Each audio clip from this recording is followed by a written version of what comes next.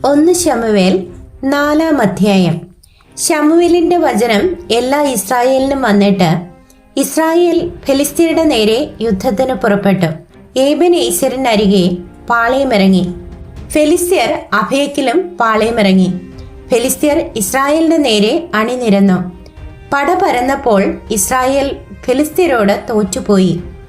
സൈന്യത്തിൽ ഏകദേശം 4000 പേരെ അവർ പോർക്കളത്തിൽ വെച്ച് സംഹരിച്ചു. പടജ്ജനം പാളയത്തിൽ വന്നാറേ ഇസ്രായേൽ മൂപ്പന്മാർ, ഇന്ന് യഹോവ നമ്മെ ഫെലിസ്ത്യരോട് തോൽക്കുമാറാക്കിയത് എന്ത്? നാം ശീലോവിൽ നിന്ന് യഹോവയുടെ നിയമപ്പെട്ടകം നമ്മുടെ അടുക്കൽ വരുത്തുക. അത് നമ്മുടെ ഇടയിൽ വന്നാൽ നമ്മെ നമ്മുടെ ശത്രുക്കളുടെ കയ്യിൽ നിന്ന് രക്ഷിക്കും എന്ന് പറഞ്ഞു. അങ്ങനെ ജനം ശീലോവിലേക്ക് ആളയച്ചു. അവർ കെരൂബുകളുടെ മധ്യേ അധിവസിക്കുന്നവനായ സൈന്യങ്ങളുടെ യഹോവയുടെ നിയമപ്പെട്ടകം അവിടെ നിന്ന് കൊണ്ടുവന്നു. ഏലിയുടെ 2 പുത്രന്മാരായ ഹൊഫ്നിയും ഫീനഹാസും ദൈവത്തിന്റെ നിയമപ്പെട്ടകത്തോടു കൂടെ ഉണ്ടായിരുന്നു. യഹോവയുടെ നിയമപ്പെട്ടകം പാളയത്തിൽ എത്തിയപ്പോൾ ഭൂമി കുലുങ്ങും വണ്ണം ഇസ്രായേൽ എല്ലാം ഉച്ചത്തിൽ ആർപ്പിട്ടു. ഫെലിസ്ത്യർ ആർപ്പിന്റെ ഒച്ച കേട്ടിട്ട് എബ്രായരുടെ പാളയത്തിൽ ഈ വലിയ ആർപ്പിന്റെ കാരണം എന്ത് എന്ന് അന്വേഷിച്ചു. യഹോവയുടെ പെട്ടകം പാളയത്തിൽ വന്നിരിക്കുന്നു എന്ന് ഗ്രഹിച്ചു. ദൈവം പാളയത്തിൽ വന്നിരിക്കുന്നു എന്ന് ഫെലിസ്ത്യർ പറഞ്ഞ് ഭയപ്പെട്ടു. നമുക്ക് അയ്യോ കഷ്ടം, ഇങ്ങനെ ഒരു കാര്യം ഇതുവരെ ഉണ്ടായിട്ടില്ല. നമുക്ക് അയ്യോ കഷ്ടം, ശക്തിയുള്ള ഈ ദൈവത്തിന്റെ കയ്യിൽ നിന്ന് നമ്മെ ആർ രക്ഷിക്കും? മിസ്രയീമ്യരെ മരുഭൂമിയിൽ സകലവിധ ബാധകളാലും ബാധിച്ച ദൈവം ഇത് തന്നെ.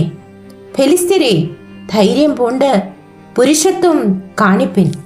എബ്രായർ നിങ്ങൾക്ക് ദാസന്മാരായിരുന്നതുപോലെ നിങ്ങൾ അവർക്കാകരുത്.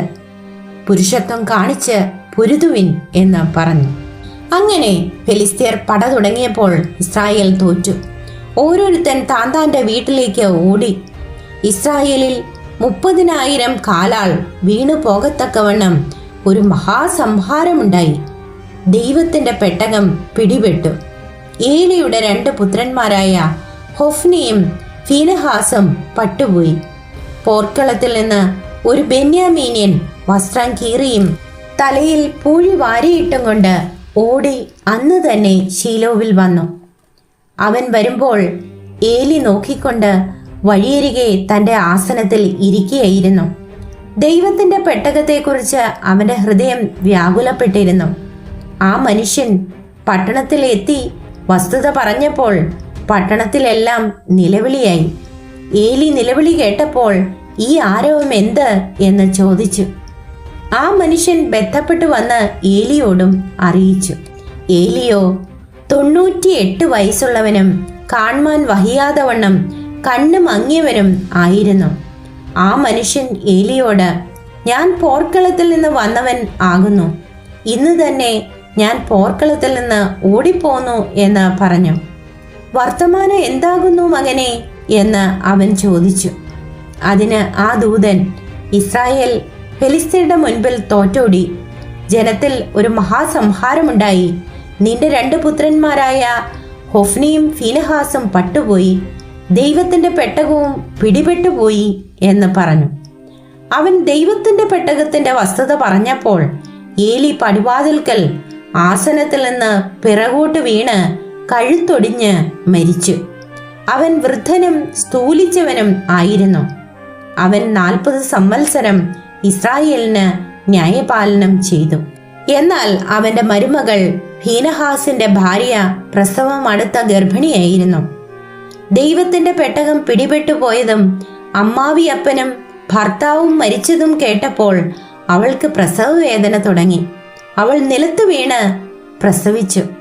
അവൾ മരിപ്പാറായപ്പോൾ അരികെ നിന്ന സ്ത്രീകൾ അവളോട്, ഭയപ്പെടേണ്ട, നീ ഒരു മകനെ പ്രസവിച്ചുവല്ലോ എന്ന് പറഞ്ഞു. എന്നാൽ അവൾ ഉത്തരം പറഞ്ഞില്ല, ശ്രദ്ധിച്ചതുമില്ല. ദൈവത്തിന്റെ പെട്ടകം പിടിപെട്ടു പോകുകൊണ്ടും അമ്മാവിയപ്പനെയും ഭർത്താവിനെയും ഓർത്തിട്ടും മഹത്വം ഇസ്രായേലിൽ നിന്ന് പൊയ്പോയി എന്ന് പറഞ്ഞ് അവൾ കുഞ്ഞിന് ഈഖാബോദ് എന്ന് പേറിട്ടു. ദൈവത്തിന്റെ പെട്ടകം പിടിപെട്ടു പോകുകൊണ്ട് മഹത്വം ഇസ്രായേലിൽ നിന്ന് പോയി എന്ന് അവൾ പറഞ്ഞു.